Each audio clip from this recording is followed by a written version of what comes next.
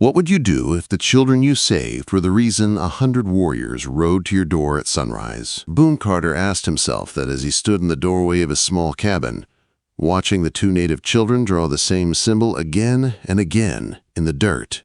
He had rescued them from the roaring river 12 hours earlier, during the worst storm he had seen in years.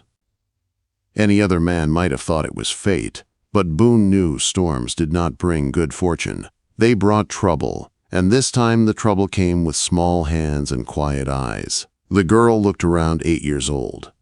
Her long, dark hair was still damp from the river, and she kept one hand on a small leather pouch around her neck. Every few minutes she opened it, checked the inside, then closed it tight. The way she protected it made Boon think it was something powerful or precious. The boy, maybe 6, stayed close to her. He drew the strange symbol in the dirt again. 3 wavy lines with a straight mark crossing them. Boon did not understand it, but the children drew it with such focus that it made his skin tighten. They should have been scared. They should have been crying. Instead, both kept staring toward the horizon as if waiting for someone. Or something. When the storm finally broke during the night, Boon believed the danger had passed. But as the first light of morning touched the land, he heard a sound that froze his blood. The ground trembled. Horses. Many horses. The children stopped drawing. They looked at each other with understanding far older than their small faces. No fear. Only recognition.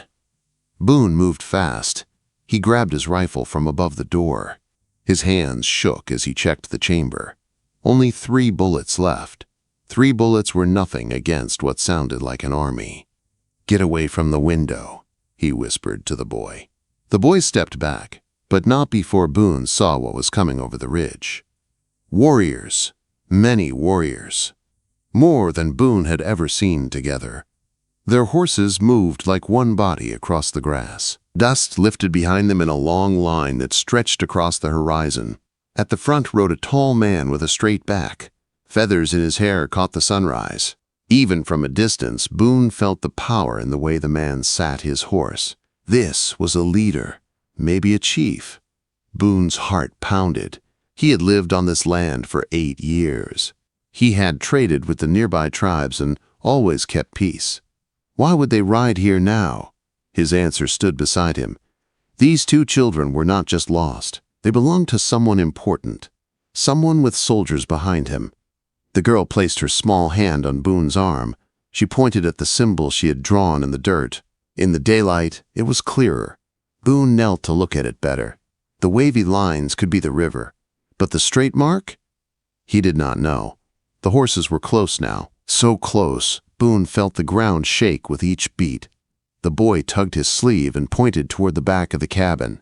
He covered his eyes with his hands, then pointed to the root cellar. He wanted to hide. The girl shook her head. She walked to the door with a firm look in her eyes. She placed her hand flat on the wood and waited. She wanted to face them. Boon felt his breath tighten. Hiding the children would make him look guilty, but letting them stand by him might look worse. He did not have the words to explain what had happened. He had no proof. All he had was the truth, and 2 frightened but brave children. The thunder of hooves grew louder until the riders came into full view. 100 warriors, each armed, each serious, each ready for battle. They stopped all at once when the leader raised his hand. The sudden silence felt even more dangerous. Boon walked onto his porch, rifle low but visible. He had nothing but honesty on his side. He hoped it was enough to keep him alive. The children stood on either side of him. The girl on his right, the boy on his left. Their presence made him feel strangely steady, like this moment was meant to happen. The lead warrior rode forward, his eyes sharp as knives. When he saw the children, his stern expression cracked for the first time. Relief filled his face. He dismounted fast, and the girl ran to him with a cry that needed no translation. "Papa," she said. The man fell to one knee and held both children close. Their reunion softened the tense air for one brief moment. But when the man stood again, his eyes were once more sharp and unreadable, this time fixed on Boon. He spoke in slow, careful English. "I am Kestrel of the Northern Wind. These are my children." "I'm Boon Carter," Boon said. "I pulled them from the river last night." Kestrel's face hardened. "My children do not go to the river alone." Boon felt the weight in those words, a warning, a suspicion. The girl stepped forward and began telling her father the story in their own language. Her hands moved fast, pointing to Boon, to the river, to the sky. Boon understood none of it, but he knew her words carried his fate. Kestrel listened without speaking. Then he opened the leather pouch she protected. Inside was a carved piece of bone. When he saw it, the color drained from his face. Everything about the chief changed at once. He looked at Boon with a new expression. Not relief, not anger, but something far more dangerous. "Where exactly did you find my children?" Kestrel asked in a voice quiet as a blade. Boon swallowed. "About 2 miles downstream, near Devil's Bend." Kestrel's jaw tightened. "That is sacred ground." Before Boon could speak again, Kestrel held up the carved bone for his warriors to see. They murmured in fear and respect. Someone had set this up. Someone wanted war. The girl pointed toward the hills with urgency. The boy whispered, "Man with scar, watching." Kestrel went still as stone. 100 warriors waited for his command. Boon felt the moment shift like a knife turning, and everything was about to explode. Boon felt the world tilt as Kestrel's face hardened at the boy's words. A man with a scar. Someone watching. Someone waiting. Someone who wanted this moment to turn into bloodshed. Kestrel raised his hand and barked orders in his own language.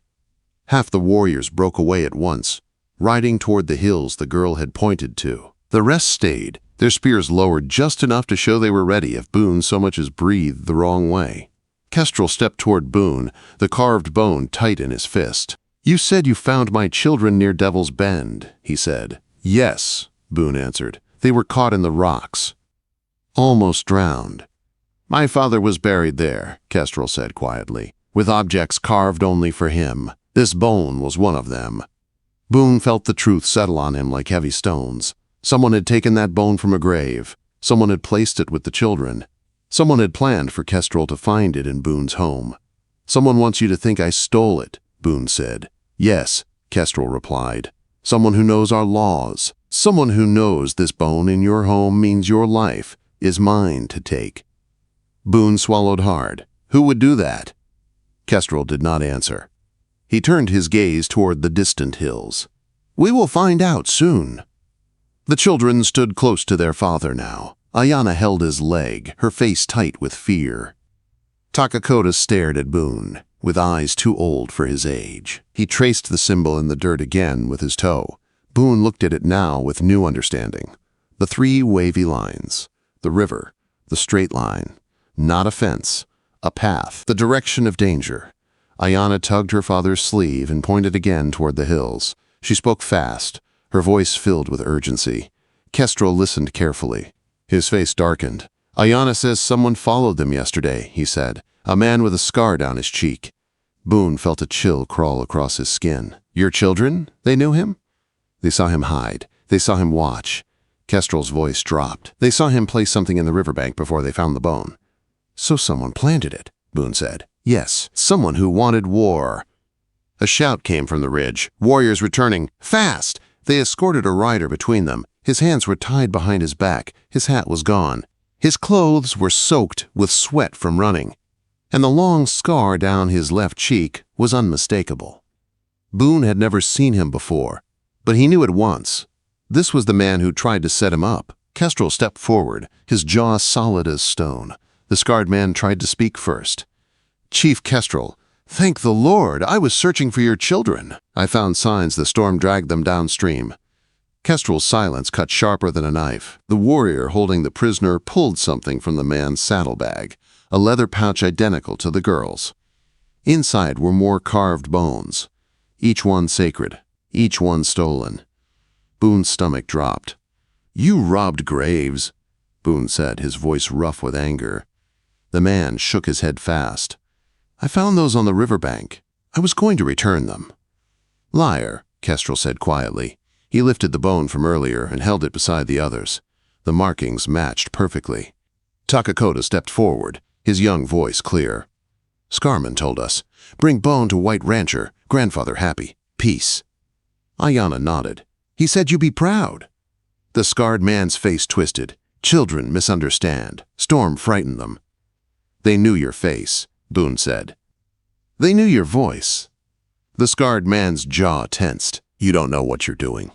This land isn't theirs. It belongs to the territorial government. Someone must handle these sacred objects, preserve them, study them."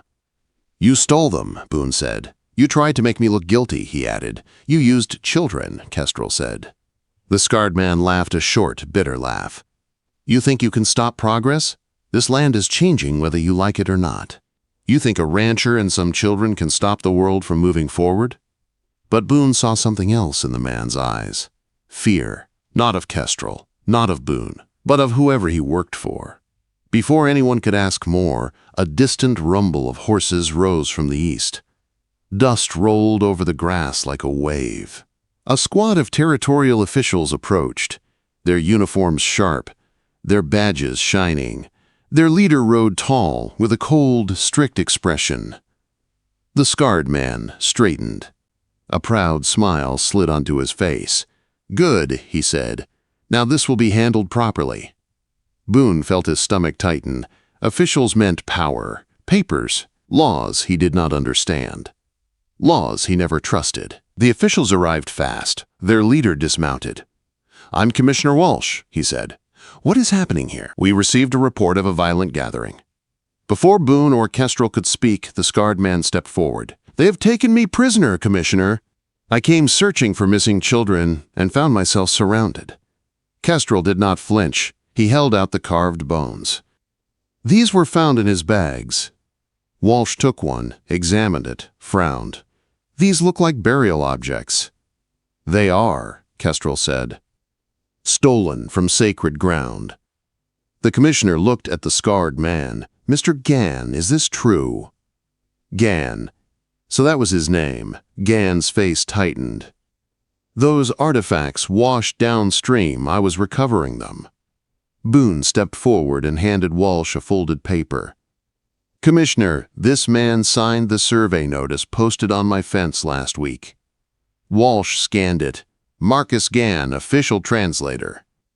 Boon continued. "He claimed he was searching all night, but if he was doing surveys yesterday..." Gann's mask cracked. "These savages are twisting things." Ayana stepped forward. "He told us, bring bones to White Rancher." "He said grandfather call from river." Walsh's jaw clenched. "Is that true? You were in their village 3 days ago?" Gann sputtered. "Children lie. They imagine things." But another warrior brought forward more evidence. Maps, notes, lists of stolen sites, and a ledger of officials paid to ignore things. Gann went pale. Walsh stared at the documents as if seeing betrayal for the first time. "Marcus Gann," Walsh said, his voice hard, "you are under arrest for fraud, theft of sacred objects, and corruption of territorial procedures." Warriors tightened their grip on their weapons. Gann's voice rose in panic. "You can't trust savages. You can't trust a poor rancher. You can't trust children." "You dug up graves," Boon said. "You tried to start a war." Kestrel stepped forward, his face calm but full of fire. "Commissioner, what is the penalty?" "Prison," Walsh said. "Likely 5 years or more." Kestrel nodded once. Then he looked at Boon. "There is more we must discuss." Quote. Boon braced himself. Whatever came next would change everything. The land was quiet after Marcus Gann was taken into custody. The warriors stood ready, the officials watched with tense faces, and the river behind Boon flowed steady and calm, almost as if it had been waiting for this moment. Kestrel faced Boon again, his children standing close to him. The carved bones were back in their rightful pouch at Ayana's chest. The morning sun warmed their small faces as they looked up at Boon with trust that felt heavier than any weapon. "Your land," Kestrel said. "It borders the river for many miles." Boon nodded slowly. 3 miles. That's what the deed says." "That river," Kestrel continued, "is part of our history." Our stories. Our ancestors. Boon looked toward the bend where he had pulled the children from the storm. I know. Walsh stepped forward. Chief Kestrel, now that Gan's crimes are exposed, all treaties he touched will be examined. It may take months to undo the damage. Kestrel's expression stayed firm. And while you review papers, our burial ground remains on stolen land, our hunting path cut in half, our river access denied. Walsh had no easy answer. Boon took a deep breath. What if there's no need to wait for legal battles? Kestrel and Walsh both turned toward him. My land borders yours anyway, Boon said. I don't need all of it. I never did. Half of it sits untouched. Land I barely use. Kestrel studied him with careful eyes. What are you saying? A trade, Boon replied. A fair one. I give you the riverfront land, Devil's Bend, the sacred ground. Everything that was taken through Gan's lies. You take it back. No courts, no waiting. Walsh blinked hard.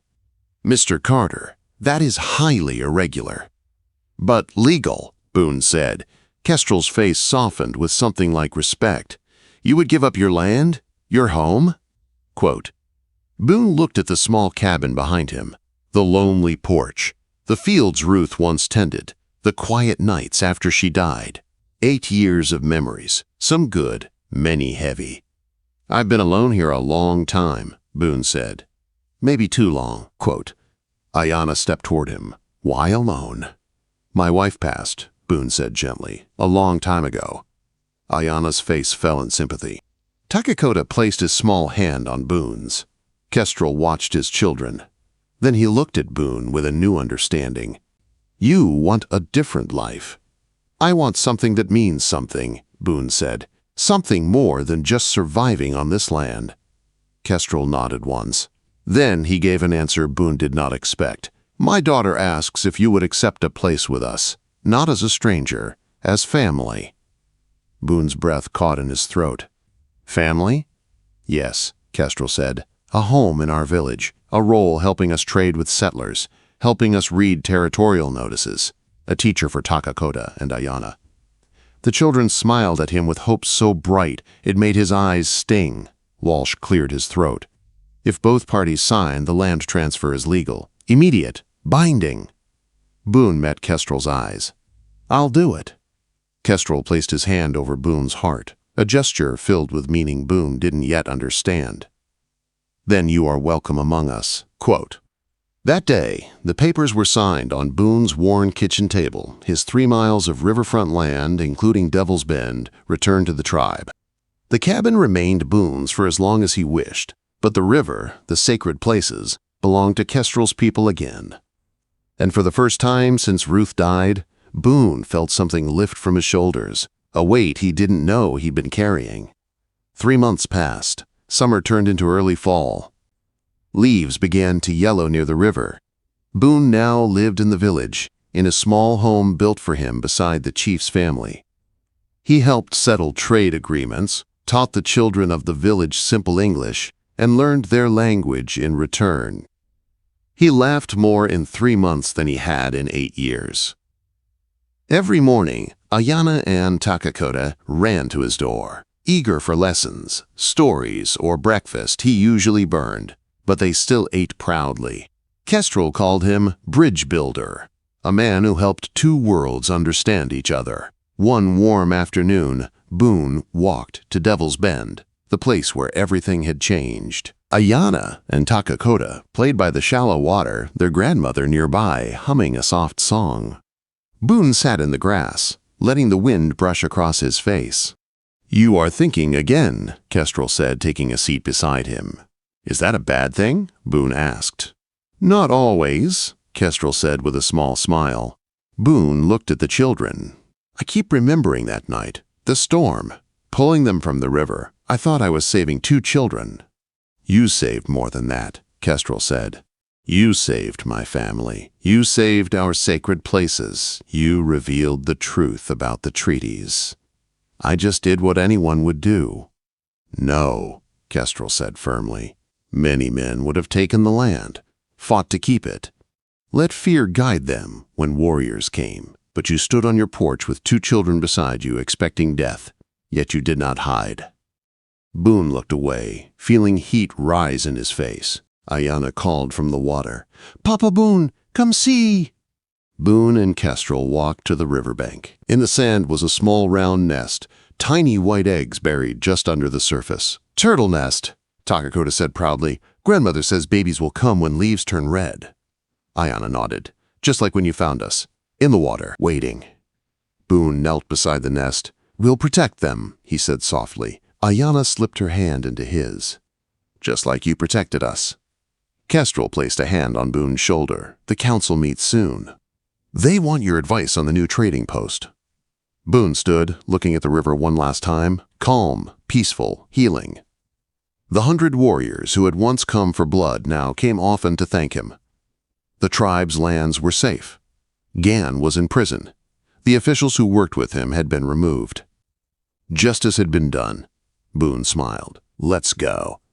As they walked toward the village, the sounds of children laughing, fires crackling, and neighbors greeting one another wrapped around him like a warm blanket. He had given up a lonely ranch. He had gained a family. And the river that once brought danger had brought him a new beginning. It was the greatest rescue of all, his own.